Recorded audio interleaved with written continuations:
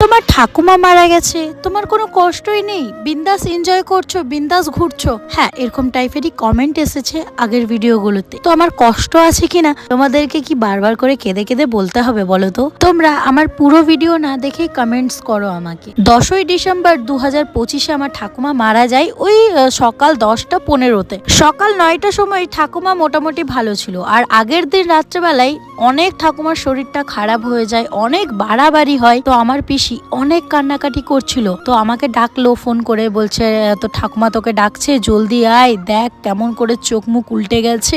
অনেক পিসি কান্নাকাটি করেছিল রাত্রেবেলা, ওই 9 ডিসেম্বর 2025 তারিখের কথা বলছি। হ্যাঁ, সেদিনকে অনেক কান্নাকাটি করেছিল। তারপরে সকালবেলায় যখন আমার পিসি আমার ঠাকুমার ভালো মুখটা দেখলো, সেই খুশিতে আমার পিসি অনেক নাড়াচাড়া করছিল আমার ঠাকুমাকে নিয়ে।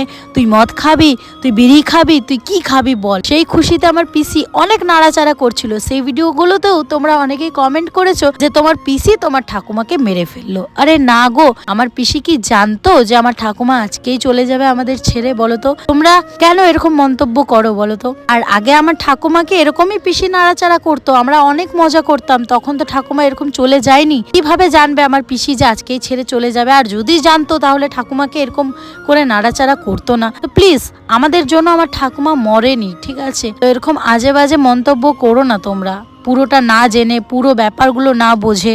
দেখো, সব সময় তো আর ভিডিও করা যায় না, কিছু কিছু সময় ভিডিও করি আর তোমাদের সাথে সেগুলোই শেয়ার করি। সে কয়েক সেকেন্ডের ভিডিও দেখে তোমরা জাজ করে নাও। তোমরা বলছো কি আমার পিসি আমার ঠাকুমাকে মেরে ফেললো। আজকে যদি আমার পিসি পড়াশোনা জানতো, আর আজকে যদি এই তোমাদের কমেন্টগুলো পড়তো, তাহলে পিসির কতটা খারাপ লাগতো বলো তো? আমার পিসিকে আমরা যতটা পারছি ভালো রাখার চেষ্টা করছি। আবার তোমরা এটাও বলছো যে মাধবী তোমার কোনো কষ্ট নেই, 3-4 দিনে তোমার কষ্ট শেষ। দেখো, কষ্ট তো আছেই, আর সেই মানুষটার ব্যাপারে ভেবে লাভ নেই। যে মানুষটা এই পৃথিবীতে নেই, যে মানুষটা আমাদের ছেড়ে চলে গেছে, আর ভেবে কান্নাকাটি করে মন খারাপ করে কি হবে বলো তো? সে মানুষটা আর ফিরে আসবে? সে মানুষটা ফিরে আসবে না। সবাই সবার জীবনে এগিয়ে যাবে, সবাই সবার নিজের কাজে ব্যস্ত হয়ে যাবে একটা টাইমের পর। তোমরা একটা জিনিস ভাবো, কত কত মানুষ, কত কত ট্যালেন্টেড মানুষ আমাদের ছেড়ে চলে গেছে। আমরা কতদিন মনে রাখি, কতদিন মন খারাপ করি বলো তো? মন খারাপ করি না, সময়ের সাথে সাথে সবকিছু মানিয়ে নিতে হয়। আর 10 দিন ধরে মন খারাপ করব, 10 দিন ধরে কান্নাকাটি করব, শরীর খারাপ করব, সে মানুষটা আসবে? আসবে তো না। তো এখন থেকেই ভালো থাকার চেষ্টা করছি, কালকেও ভালো থাকতে হবে, তার চেয়ে ভালো এখন থেকেই ভালো থাকি, তাই না? আমি আমার এই ছোট বয়সে অনেক কিছু শিখেছি, অনেক মানুষের সাথে ওঠা বসা করেছি, অনেক কিছু জেনেছি, হয়তো একটা 30-40 বছর বয়সের লোকরাও জানে না। তো যাই হোক, যদি ভুল কিছু বলে থাকি আমাকে ক্ষমা করে দিও তোমরা, আর যদি ঠিক বলে থাকি তাহলে কিছু কমেন্ট